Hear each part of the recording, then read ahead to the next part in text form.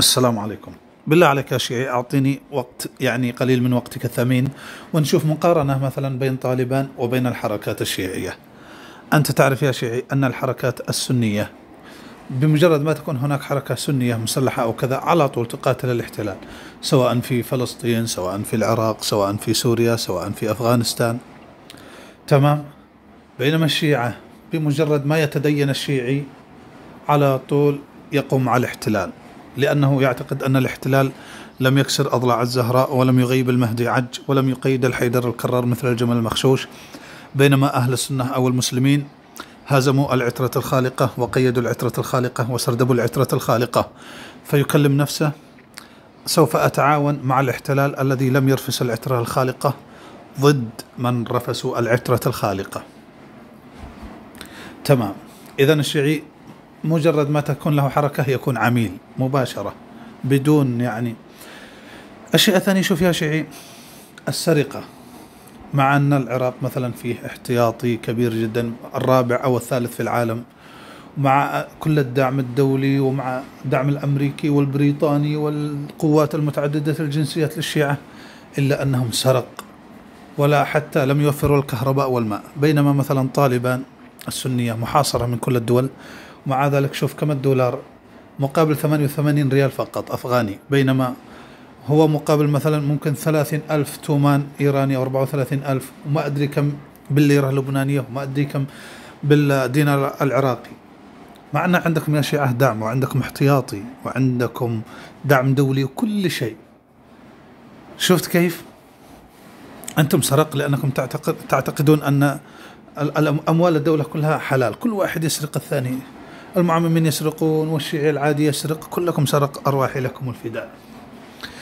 طيب، أيضا يا شيعة عندما يحكم السني يعني تذهب المخدرات، تذهب الدعارة. بينما الشيعة مثلا هم أصلا يتمتعون في فنادق الدعارة، يعتقدون أنه جائز، يجوز للشيعي أن يدخل فندق الدعارة ويصلي على آل محمد ويتمتع. يعني مستحيل أصلا أنه يحارب الدعارة، بل أصلا السيستاني يقول يجوز للزينبية أن تشتغل متعة، تكون مهنتها متعة. فالشيعي دائما يكون في مكانه احتلال، ويكون في مكانه سرقة، ويكون في مكانه دعارة. كل الصفات الخسيسة موجودة عند شيعتنا الأقداس.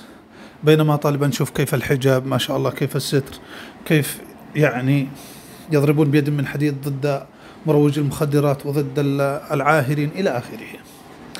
أيضا يا شيعي أهل السنة يحاربون الشرك، يعني القبور والأصنام والكذا. بينما الشيعة والله العظيم أي واحد الآن يقدر يكتب أصنام الشيعة في اليوتيوب، أصنام الشيعة، صنم على هيئة العباس، صنم على هيئة الحسين، صنم على هيئة ما أدري من علي الأكبر، ويطلبون منهم الفلوس والحوج نفس قريش. المهم شرك بكل أنواعه، والتقليد الأعمى للمراجع، حتى لو كان المرجع يابس ما يتكلم يقول لك الراد عليك الراد على الله، يعني عبادة. يعني من كل النواحي يا شيعة السنة أفضل وحق. تمام. أيضا عند الشيعة تنتشر الطائفية والظلم. شوف مثلا في دول الخليج الناس يحسنون إلى الشيعة ويحرسون حسينياتهم، والدول يعني تعطيهم الحرية في التنقل في كل شيء، شوارعهم نظيفة، مدنهم ما في فرق. بينما الشيعي مجرد ما يصل إلى الحكم يقاتل أهل السنة ويقول أنهم الذين رفسوا الحيدر الكرار وقيدوا الحيدر الكرار وهتكوا عرض بنت الحيدر الكرار واغتصبوا خلافة الحيدر الكرار وسردبوا حفيد الخالق الكرار وقيدوه وطعنوه إلى آخره. طيب، يعني يا شيعة قسما بآيات الله كل الصفات النجسة موجودة عند شيعتنا الأطهار. يعني ايش اقول لك يا شيعي؟ قارن بنفسك الآن دول الخليج، أين يعني ما شاء الله فيها المونديال، فيها تطور، فيها يأتون إليه الناس من كل حدب وصوب. بينما بلدان الشيعة كلها فتن، لأنك يا شيعي ما تصلح للحكم، أنت حول التطبير. شوف كيف تشلط ولدك لما تخليها أحول من شدة التطبير، تخرج دماغه حتى يخرج عبد للسيد. شفت كيف؟ قسما بآيات الله يا شيعي أنا متعجب يا أخي، إيش الذي يخليك تحب هذا الدين؟ دين خرافات، ودين كذب، ودين تقية، ودين متعة ودعارة واحتلال وشرك، كل شيء، وعمالة.